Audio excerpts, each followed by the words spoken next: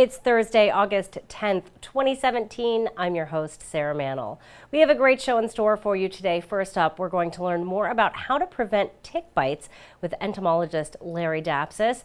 And then we're going to find out what's happening on Beacon Hill during our interview with State Representative Randy Hunt. All of that on this episode of Barnstable Today. But first, let's go ahead and get a look at today's top headlines. Today, lifeguards from across the Cape and as far as Maine will compete in the Cape Cod Life-Saving Competition. Town of Barnstable lifeguards have participated in the event for over 30 years. This year's event will be held in Wellfleet at Newcomb Hollow Beach. The event kicks off today at 10 a.m. The Planning and Development Department is working to update the town's open space and recreation plan. That plan is used to identify challenges, potential areas of growth, and priorities for open space. Once approved by the Massachusetts Division of Conservation Services, the town will be able to qualify for state grants related to land acquisition. You can weigh in by taking a brief survey. That survey will be open through August 15th. You can access the survey by visiting the Town of Barnstable's website and clicking through to the Planning and Development Department. Up next, we have our Tick Talk with entomologist Larry Dapsis. So Larry, thank you so much for sitting down with us today. We're very excited to talk about some of these things because this is a very important topic matter, talking about ticks. It certainly is. And the prevention of ticks and what we need to know about ticks. So let's start first. There really is, you were telling me, there really is no time. A tick season is all year round. So exactly. From January to December. Exactly. That's how I answer that question. Larry, when's tick season? Well, it starts in January, ends in December, picks up again in January. So anytime you get temperatures above freezing and a break in snow cover, you're going to have tick activity. And you see that in the data. There are cases of Lyme disease each and every month. But as we were talking about earlier, the summer months is when that thing really peaks. Why does it peak in the summer? Sure. It's due to the stage of the tick that's out here now. From last fall till late spring, we had the adult stage ticks out here. And they're larger and more easy to see. What came out a couple weeks ago is the nymph stage of the deer tick. And they're about the size of a poppy seed. So even if you're doing your tick checks and things like that, that thing can elude you. And that stage of the tick is responsible for 85% of all tick-borne illnesses. Wow, that's a lot. It is. That's a huge chunk. And they'll be with us until early August. Wow. So let's talk about prevention, because I think that's the number one way that we can prevent or help prevent a tick-borne illness. Absolutely. Is prevention. So let's talk about what are the best ways to prevent getting a tick bite? I don't recommend staying away from tick habitat, which we're surrounded by. I mean, you got to enjoy the outdoors. I mean, Cape Cod's a beautiful place to recreate and spend time. The number one tool in my box of protection is the use of permethrin-treated clothing and mission-critical treating footwear. And treating footwear is important because that nymph stage tick is down in a leaf litter. So the first place they attach to are your shoes. And what I found in doing my initial research with this product 6 years ago is that if you put a tick on a permethrin treated fabric surface for 60 seconds and then move it to something clean, on average that tick will be dead in 9 minutes. Really? And since I've been doing this protocol, I've not got a single tick bite in 6 years. Wow. Knock on wood. Wow. Where can you purchase this? So you said permethrin treated clothing. So you can actually buy clothing treated with this. Can you buy a spray and treat clothing yourself? Yes, you can skin this cat 3 different ways. Okay. All right, so you can go buy product and treat your clothing. I treat my footwear about every 3 or 4 weeks, and if you treat your pants and socks, it'll stay active through 6 washings or 45 days, whatever comes first. Biggest problem I had 6 years ago was finding the product on the Cape. Only Eastern Mountain Sports had it. And so I met with all the major garden centers on the Cape and convinced them to stock this product. And according to the store managers, product is flying off the shelf, which is really good. The word is getting out there. When would we need to worry about using that type of treatment for our clothing? So let's say in what situations? I mean, just if we're going hiking, do we need to worry about it at the beach? What kind of areas should we be concerned with? Yeah, don't worry about the beach. And actually, let's not lose the pre-treated clothing thing. We'll just park that right here for a second. It's research in Connecticut demonstrated that 2/3 of the people that were sending them ticks for identification got that tick from their own backyard. So ticks and gardening go hand in hand. It's not just going hiking in Nickerson State Park, which certainly there's plenty of ticks there, but there's plenty of ticks all over the Cape, quite frankly. And we've monitored infection rates. Now we're up to 5 different pathogens. So I wear permethrin treated clothing basically year round. And when you're outside? I just wear it. That's what I wear. Wow. Good to know. Treat that clothing. We can probably get it at garden centers around the Cape. Let's talk about the different kinds of tick-borne illnesses that there are, because there are some newer tick-borne illnesses. Absolutely. So we have babesiosis, Lyme disease. What else do we have to worry about? All right, we're up to 5 different pathogens that these deer ticks can carry. So Lyme is number 1 by far and away. But we have babesiosis and anaplasmosis, which are both on the increase, and over 50% of the cases of those occur in southeastern Massachusetts, and they can be quite serious. Several years ago, we were told that there were cases of relapsing fever on the Cape. So we surveyed the tick populations, and yeah, we found it in about 2 to 4% of the ticks on the Cape. So it's out there. It's probably going to follow the same pattern of these other emerging diseases, kind of starting out in Cape Cod, and it's going to radiate outward. And then last year we did surveillance for the newest one, Powassan virus. And in our surveillance work, in collaboration with UMass Amherst, the tick testing laboratory, we found Powassan infected ticks from Falmouth all the way out to Truro. So it tells us a couple things. One is it's probably been here for thousands and thousands of years. It's just flown under the medical radar screen, okay? And the other thing is when we looked at the infection rates, which were in some cases fairly high, like 10%, it tells us that we have to look at this thing a little bit like West Nile virus. A number of people can be exposed to it and be completely asymptomatic. But in rare instances where it goes into neuroinvasive, that's when things get very dicey. It'll land you in the hospital. It's fatal in about 10% of the cases. And if you survive it, because you can't treat it, it's a virus, people that live through this end up with permanent neurological damage. So it's something we want to make people aware of. There's an exposure risk, but in our eyes, based on the data and the number of cases that actually occur, that risk exposure is fairly low. Okay, so it's kind of like getting hit by lightning. Most people are not going to get hit by lightning in their lifetime, but there are some few individuals where that will happen with a really bad outcome. So let's talk about what to do if you find a tick. So if you come back from a hike with your kids, you're checking your kids, someone has a tick.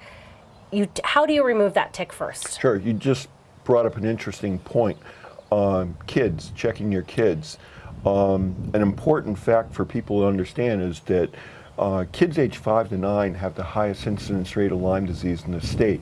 So we as parents, whatever we've been doing up to this point in time is not working, okay? So we've got to rethink the game plan, really consider permethrin treated clothing and footwear, which has a huge safety margin, so parents really shouldn't worry about putting their kids in treated clothing. If you do find a tick on you, first, proper removal. Don't do the Vaseline thing or the dish detergent or the flaming match trick. I'm not sure whoever invented that, but dispense with all of those. It's pointy tweezers. That is the tool, not big fat tweezers, because if you crush that tick, you just might get a very nasty infection, okay?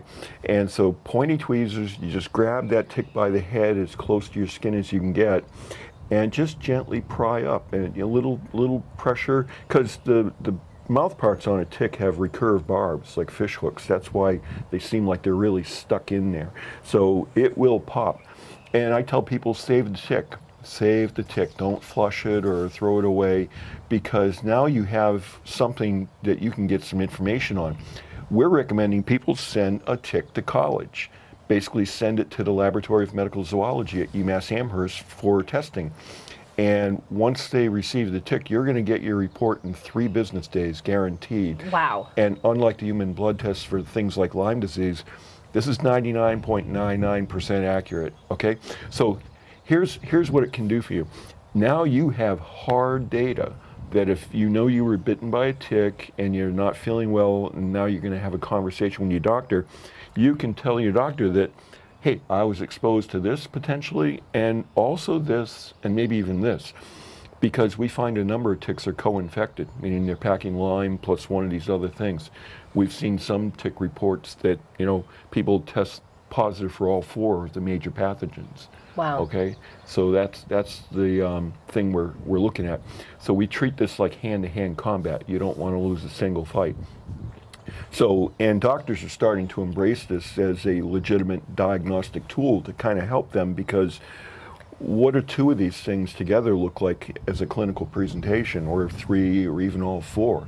So now the doctor has some information that they can look at you and figure out, okay, these are the things I should be looking for you as potential treatment regimen. Great advice. So this is happening at UMass, so you could actually send it to UMass. What is the cost to have a tick tested like this? It's like a tongue twister. Yeah, what kind of cost are we looking at? It's not like the cost of tuition of sending a kid to college. Oh, thank goodness. Yeah. A standard panel test for Lyme, Babesia, Anaplasma, and relapsing fever, normally it's $50. Through the support of Cape Cod Healthcare, we received a grant this year to subsidize the cost of that testing until the money ran out, which happened a couple weeks ago.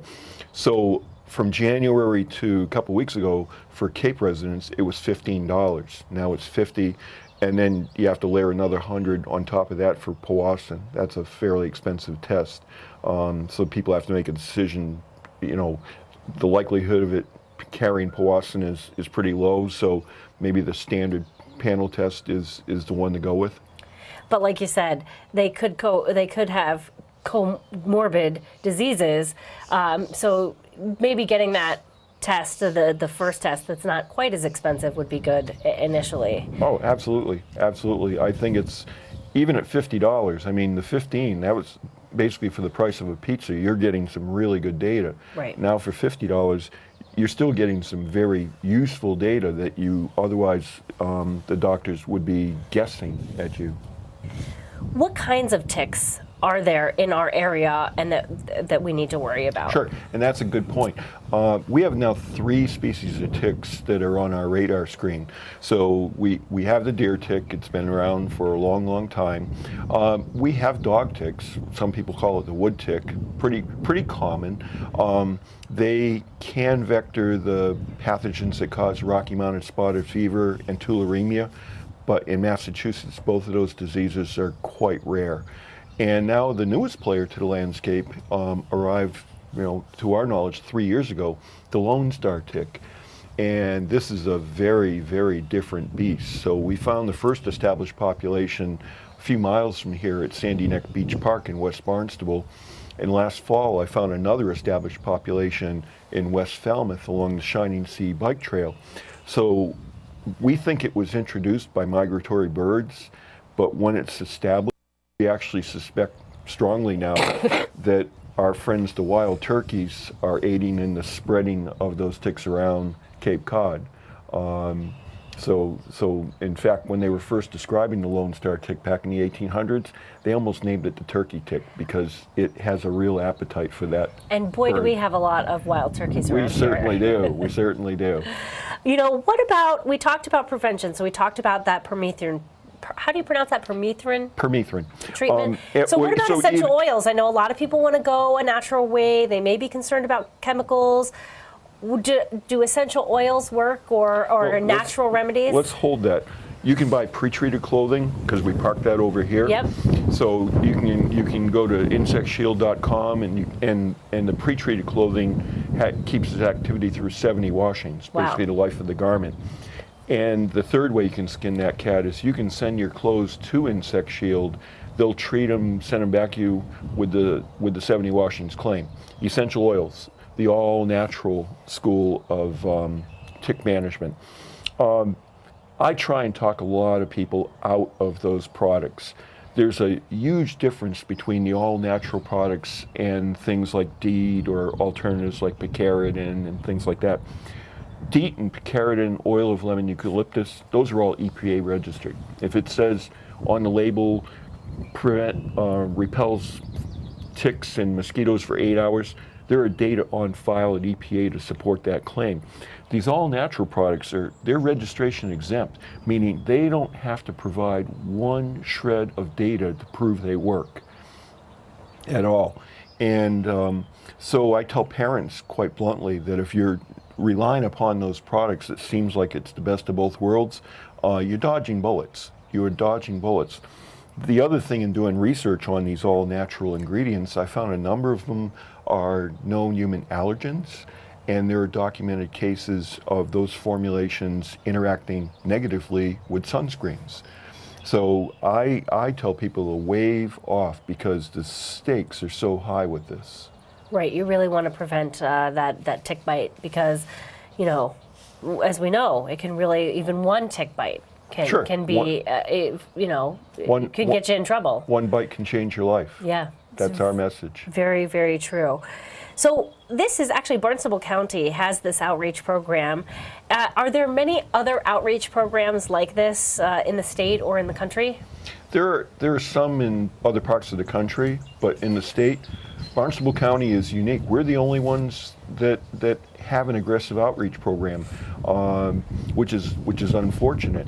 And the interesting thing is that Harvard School of Medicine contacted me several months ago, and they were looking at data trends in the state for things like Lyme.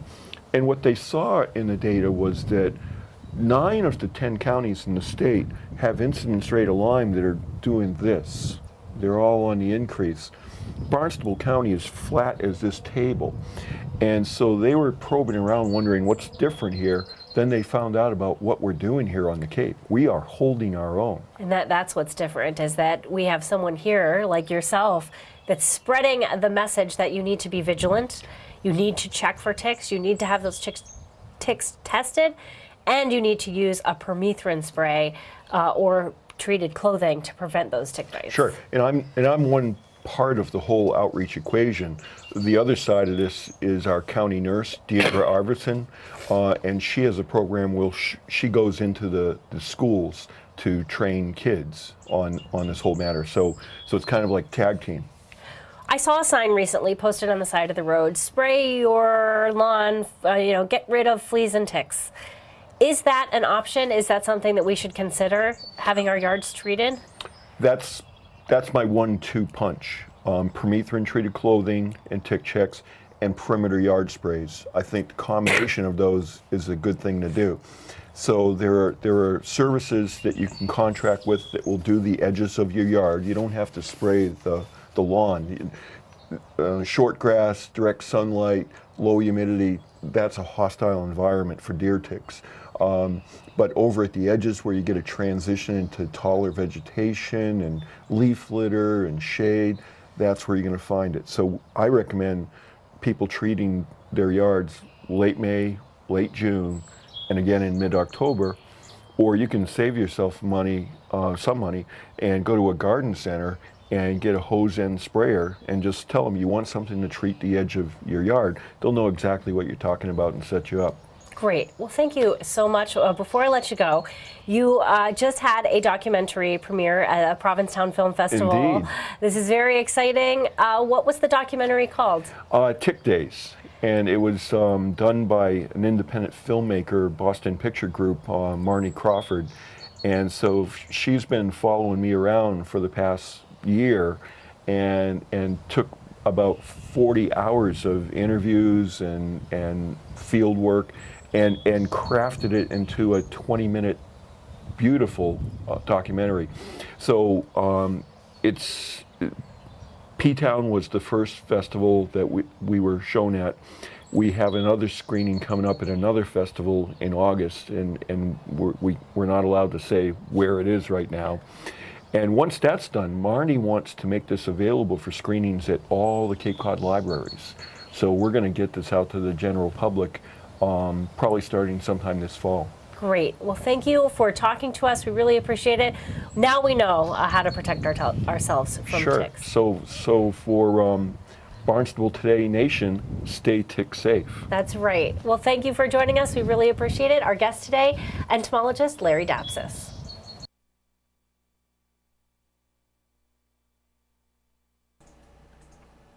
Joining me live on the phone, I have with me State Representative Randy Hunt. Randy, the legislature recently passed a bill changing things about the recreational marijuana law here in the Bay State. That was recently approved by Governor Baker. Tell me a little bit about the changes.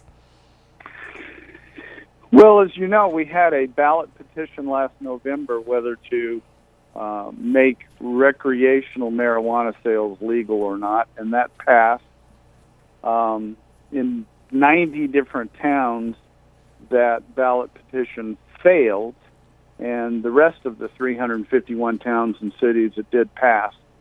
And that kind of gave rise to some of the things that happened in or were codified here in this amendment to that law that the voters passed.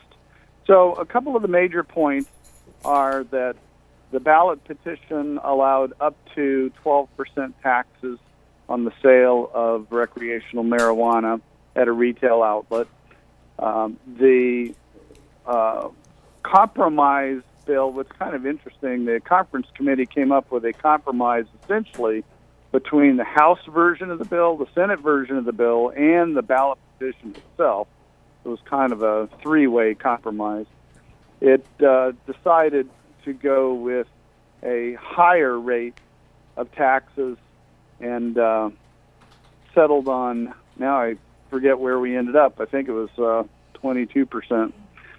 And in that, there's a component for the state, there's a component for the local community, and as well as the 6.25% sales tax that's applicable to everything. Medical marijuana is still not going to be taxed, so if you have a medical marijuana card, you would still go to a medical marijuana facility, and that will be separate, but in some cases virtually separate from a recreational marijuana shop.